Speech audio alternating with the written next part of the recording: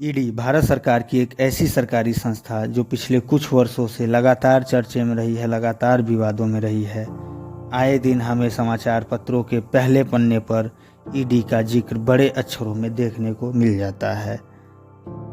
बड़े बड़े टीवी चैनलों पर ईडी को लेकर पक्ष एवं विपक्ष में आपस में तीखी बहस देखने को मिल जाती है।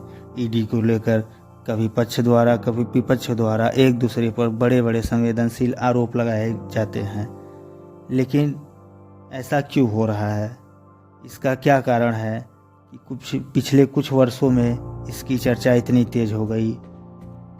दरअसल ऐसे संस्थान ईडी, सीआईडी, सीबीआई और कई भी ऐसे संस्थान हैं, सरकारी संस्थान, जो पिछले कई वर्षों से सरकार के लिए काम करते चले आ रहे हैं। लेकिन ईडी की ही क्यों, और पिछले कुछ वर्षों से ही क्यों, अगर हम बात करें खास तौर से ये पिछले 4-5 वर्षों से ईडी का ही जिक्र क्यों किया जाता है? ईडी को ही आरोपों के घेरे में क्यों खड़ा किया जाता है? क्यों विपक्ष के द्वारा ऐसा कहा जाता है कि ईडी सरकार के इशारे पर काम कर रही है, या सरकार ईडी का गलत इस्तेमाल कर रही है?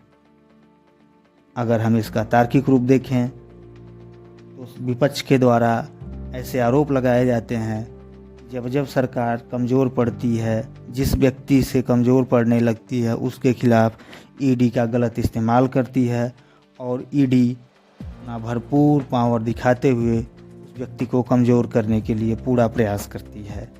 अगर हम बात करें आम आदमी पार्टी के नेता एवं दिल्ली के उप मुख्यमंत्री मनीष सिसोदिया की, तो उसमें भी शराब घोटाले में ईडी के द्वारा उनको हिरासत में लिया गया और उन्हें जेल भेजा गया। उसके बाद आम आदमी के बड़े नेता राज्यसभा सांसद संजय सिंह के साथ भी यही हुआ। अगर ये नेताओं तक की बात रहती या राजनीतिक पार्टियों तक बात रहती तो ये आरोप प्रत्यारोप चलता रहता है। लेकिन इसको लेकर सर्वोच्च न्यायालय ने, सुप्रीम कोर्ट ने भी अपना रुख स्पष्ट किया। मनीष सिसोदिया मामले में सुप्रीम कोर्ट ने सीधा आदेश दिया, ऐसे कोई आरोप ना कर पेश करना किसी व्यक्ति के खिलाफ सही नहीं होगा। जब तक कि उसके खिलाफ पुख्ता सबूत ना पेश किए जाएं, तब तक किसी व्यक्ति को इस तरीके से परेशान करना या फिर के खिलाफ बार बार कोई कदम उठाना नहीं है।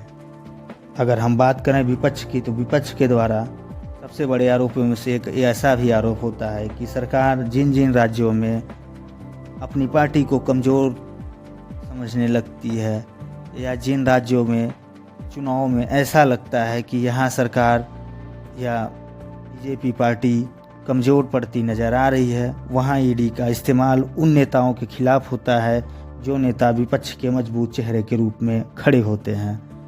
पिछले 2 दिनों की बात की जाए तो राजस्थान चुनाव में भी ऐसा ही कुछ चल रहा है, जिसमें राजस्थान कांग्रेस अध्यक्ष कुछ नेताओं के पर, मुख्यमंत्री अशोक गहलोत के पुत्र पर ईडी की जांच चल रही है। ईडी के द्वारा समन भेजा गया। अब कांग्रेस नेताओं द्वारा ये कहा जा रहा है कि ये मामला 12 साल पुराना था, जिसकी फाइल बंद हो चुकी थी, लेकिन अचानक से चुनाव आते ही इस फाइल को क्यों खोला गया? क्यों कुछ विशिष्ट चेहरों को परेशान किया जा रहा है? क्यों उन चेहरों को परेशान किया जा रहा है जो बीजेपी के लिए या सरकार के लिए मुसीबत के रोड़े बने हुए हैं? ऐसे में तमाम विपक्षी दल एक होकर अपनी आवाज़ें ईडी और सरकार के संबंधों के बीच रिश्तों को लेकर उठाती हैं।